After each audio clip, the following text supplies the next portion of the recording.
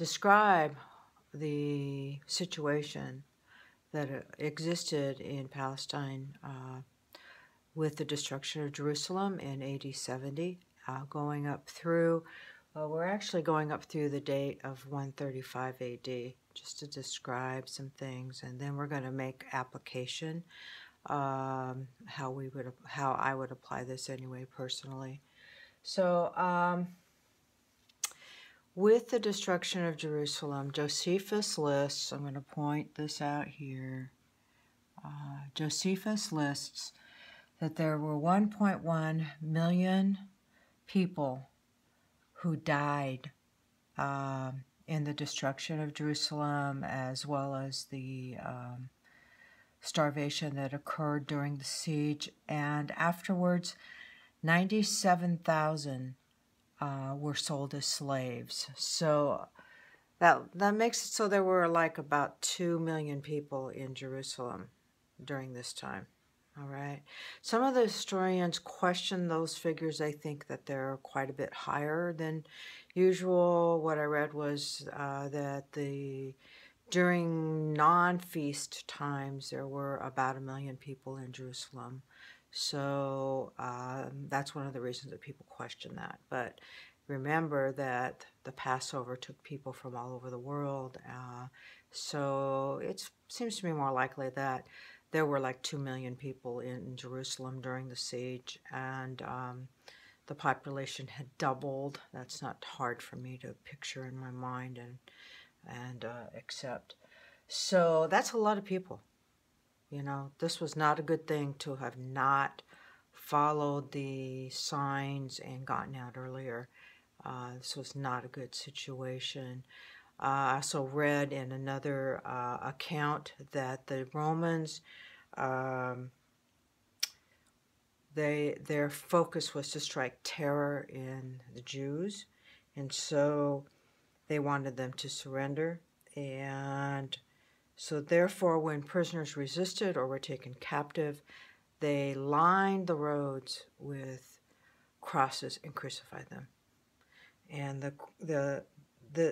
there were hundreds that were daily put to death this way, and the roads were just lined with this. So, and they were lined along what's called the Valley of Jehoshaphat, and this is a valley that goes from Calvary through another area there that I have in my records where I documented some of what I found. So it's interesting that it was the Valley of Jehoshaphat. So let's come to looking at some of the other events that happened then. After the destruction of Jerusalem, the Romans' efforts were to...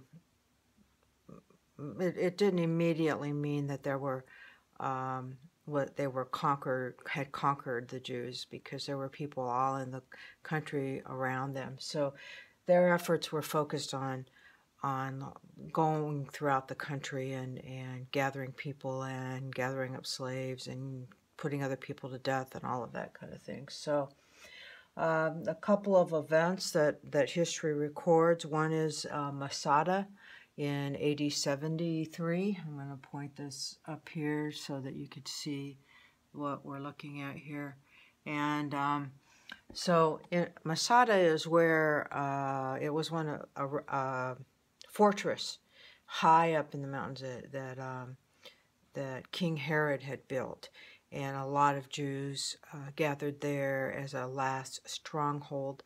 And there was a siege there, and there was no way for the Romans really to get in without having a lot of casualties, and there wasn't a way to get out. So there was a large mass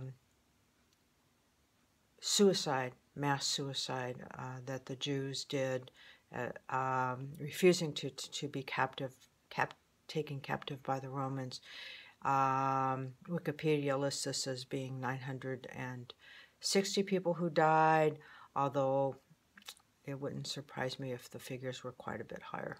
Okay, so that was that. And then in, like I stated before, in AD 134, there was the final events that happened with the Battle of Batar, where a false Messiah, whose name was Simon, where's his name? Simon Bar Kochba or something like that, had led that forces, and they were all killed. And then a year later, just to make sure that they were totally killing any efforts for or beliefs about a Messiah, or that Jerusalem would be inhabited again by Jews, the Romans plowed over the Temple Mount, and that was to finalize everything. So let's talk a little bit about what happened with the Essenes. The Essenes, history records that the Romans destroyed the Qumran community, which is where the Dead Sea Scrolls were identified, and the dates were given as possibly as early as 68 AD, or possibly the latest would be 73 AD, when the Romans were at Masada and the mass suicide occurred there. Okay, so they go back and forth between listing those dates and the history, what I found. Okay, my thoughts are, what I wonder is if perhaps some of the early Christians who had fled Jerusalem when Cestius withdrew in AD 66, if perhaps they had an influence with some of the Essenes in the Qumran community. There's many, and so my thoughts are that I wonder if some of the Essenes actually got out and left, because there's not really clear records of them being taken captive or massacred. Just that it's assumed that the Romans, got rid of them. So it would seem to me more likely that some of the Essenes also got out. But so I want to close off with some information about the Essenes, and then making application, what I see as application to our time from this history and story. The Essenes were a very strict religious community. Many of them practiced daily washings. Purity was an important thing. There were a number who were sexually abstinent. They would isolate in communities away from the people, and their whole focus was on recording documenting the previous records of the Bible. So we really benefit from their documentation and record keeping with the Bible, and how they kept those records. The Dead Sea Scrolls come from them, and that sort of thing. Josephus, when you read about what he says about them, he actually lived with them for a while, so he has a little different perspective. I used to think they were just really strict fanatics, but he has a little different picture, that they actually would pull away from their isolation, spend time being a part of the cities in Jerusalem and around Jerusalem and in Palestine, being a part of families and communities. They weren't all sexually abstinent. Some of them, were married, but he has a different perspective on the warmth and way they benefited the Jewish community. So I think that they most likely were affected by some of the prophecies of Jesus, and studying that and understanding some of what was going on with as they researched in because they kept all the scriptures. They were like the keepers of the scriptures, really. So I think there's a little different story there, and it's not fully known to us. And so I think that they were of benefit to history and even us today in ways we don't realize. Okay, so I want to come back to making some application of this. And so I'm going to come back to looking at this chart here. I'm going to take a picture of it and have that available if people want it.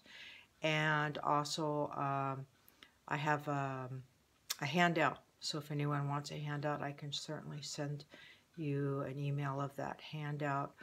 And further links and information for your studies. So application.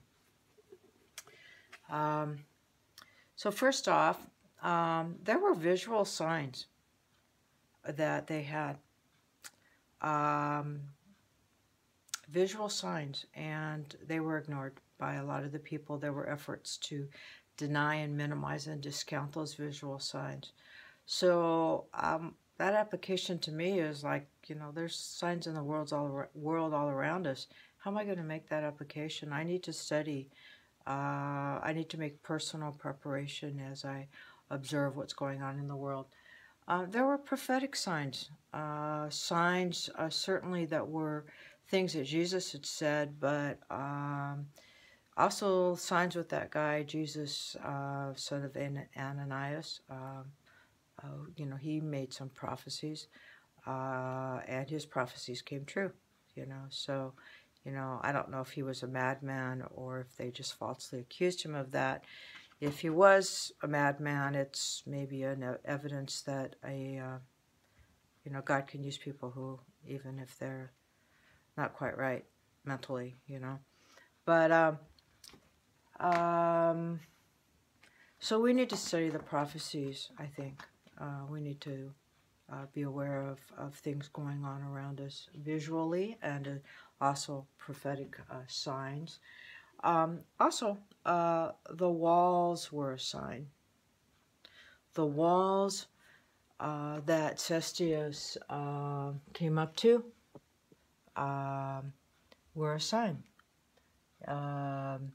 And there are people who have studied the walls, and there's an application in the Bible to using walls to figuratively, they're talking about what a change in religious laws. And so Cestius came to the outer wall, so our time would be application to religion, and with that, the religious law, making changes. And he came to the North Temple wall, so there would be another law. So we're talking about two laws here. We're talking about worship, religious worship, our right to worship, and what happens with that, and following our conscience, and following what we understand about Creator God. Okay, so that's how I would apply it. If you were looking at the Bible, I would read Revelation 14 and study that chapter with that. So the fourth application would be for what do we do with false prophets? We need to be aware that there are many people who distort, whether it's the Bible or other things going on in the world. And so how are we going to apply this? Okay, we need to know ourselves.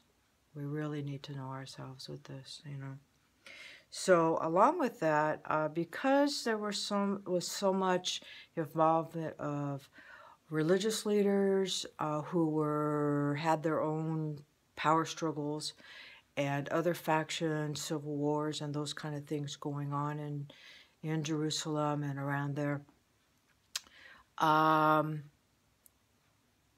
If I'm applying that today, it doesn't mean I'm just going to do something just because someone is an authority figure. It doesn't mean I'm going to discount them either. But I need to study myself. I need to know myself and be convicted, because people make mistakes. Okay, and so we need to, I'm responsible for me and my relationship with God, and we all are really. So